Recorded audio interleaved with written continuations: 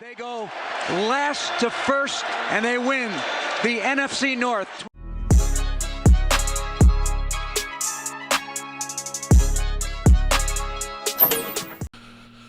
All right, guys, welcome in. This is the Black Bears Den podcast. I am your humble and gracious host, Justin. And it's Underreaction Tuesday. I think that's what I'm going to call this today. I think I'm going to call it Underreaction Tuesday. But first things first, make sure you guys follow me on Twitter at _Justino__, and everything else will be linked down below. Bears lost on Sunday in Lambeau in heartbreaking fashion on the last play, and it was rough. It's a few things that I need to go over in terms of just Caleb has to start faster. He has to, and I said this on the episode I did with Christian. It was opposite more towards the beginning of the season. Caleb was coming out quick and then slowed down and kind of tapered off and then turned it back on in the fourth quarter. Now it's more or less Caleb starting slow as hell, then turning it on and just staying on. He's doing it a lot quicker, but we need a full game from Caleb, and that's the one thing that we have not gotten from Caleb is a full game. We have to see that from our quarterback. I fully still am 110% behind him. I'm not mad at him behind the play. And and one thing I did see, I see you guys talking about DJ was open. DJ was leaking open after Caleb was already turned and in the throwing motion. What did you want him to do? Back off of it and then hit DJ? And I get it. It seems like Caleb doesn't want to use DJ, or Ben Johnson doesn't want to use DJ because DJ wasn't a huge part of the game plan, especially with Rome being out. Like I anticipated him to be, but it didn't work like that. And that shit was heartbreaking, man. I'm at a loss for words in all honesty. But it was not as bad as it could have been. Going into that second half, every Bear fan knows this. Going into those Packer games, if we're going into the half losing and we're playing the way that we're playing, that game could have easily been, that final score could have easily been 36-10. The fact that this team bounced back, we gassed the hell out of that Packers defense that time of possession. We played keep away like I thought we would. Wish we would have did it earlier. Caleb should have started faster again, but it's fine. This team is not nowhere near bad. That was the best football game that has been played this NFL season by far. If you want to ask me for real, in my sincerest opinion, the Bears and the Packers are the two best teams in the NFC right now. And no disrespect to the Rams, no disrespect to the Eagles, no disrespect to the Bucks. Well, a little bit of disrespect to the Bucks, but no disrespect to the Bucks. The Bears and the Packers are the two best teams in the NFC, and that should be the NFC Championship this year, based off of where we are right now. But let's get into some statistics. Caleb Williams, 19 for 35, 186 yards, 2 touchdowns, 1 pick, 76.6 quarterback rating. Again, I'm gonna give Caleb like a C for the game just because how slow he started, but him turning it on outside of the half, that shit was great.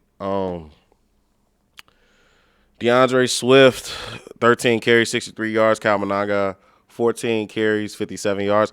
And another thing, I'm not necessarily sure why we didn't go back to the run late. The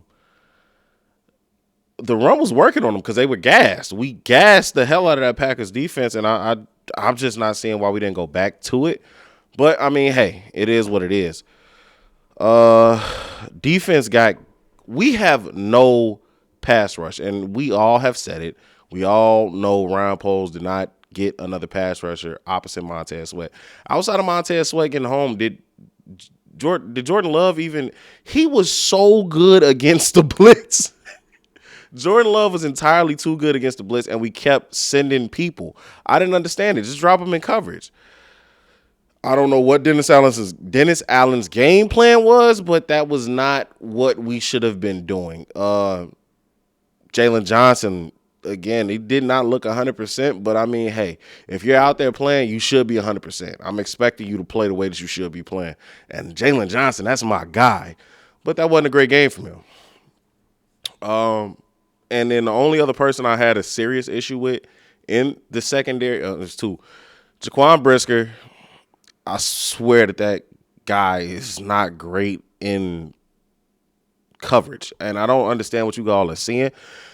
Somebody get in the comments and let me know what I'm missing with Jaquan Brisker, but he does not look like he's a good coverage safety. It's just, I don't see it. Especially at this point, at this stage in his career.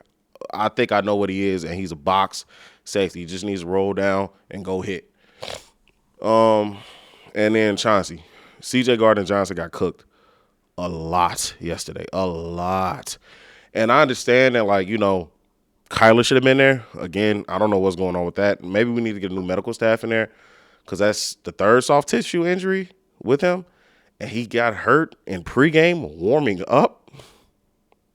I don't know, but you could tell that hindered Dennis Allen's game plan a lot with Kyler being out. It was a tough loss. It was a very, very, very tough loss, but we have no pass rush. Our linebackers are still down. TJ Edwards is obviously on the pitch count. Noah Sewell, I think he got hurt again and went back out of the game. I haven't seen the injury report yet, and as soon as that comes out, I need to see everything that's going on with that because we're hurt everywhere. And we're hurt at linebacker. I'm sorry, not everywhere. And then secondary was cool. Christian Watson went off for 2 touchdowns. That was rough to watch. The game was rough, nonetheless. And my final takeaway, this is the positive thing. And as Bears fans, we have to understand that we got to find these silver linings. We're still 9-4. We're still the 7th seed in the NFC. We still kind of control our own destiny as long as we take care of business in Cleveland next week and at home the following week against Green Bay. We will control our destiny, and I have nothing but the utmost faith in Ben Johnson going back to the drawing board, correcting his mistakes, correcting his quarterback, correcting his offense, and getting us back on track. This is not a derailment. It was a bad loss. It hurts. It wasn't even a bad loss. That was a really, really good loss, as good as a loss can be anyway. But it didn't derail us. I don't think it is. I think this team bounces back. I think we're good. There's no reason the house isn't on fire. There's no reason to think that it is. I think this Bears team is still good. This is the best Bears team that we've seen in a while, especially on the offensive side of the ball. But, yeah, I'll be back with you guys to give you – that's my knee-jerk reaction to what just happened against us. And I'll be back later in the week to do a pregame for the Browns and just go a little bit more over this after I get the chance to watch the film and see everything that happened.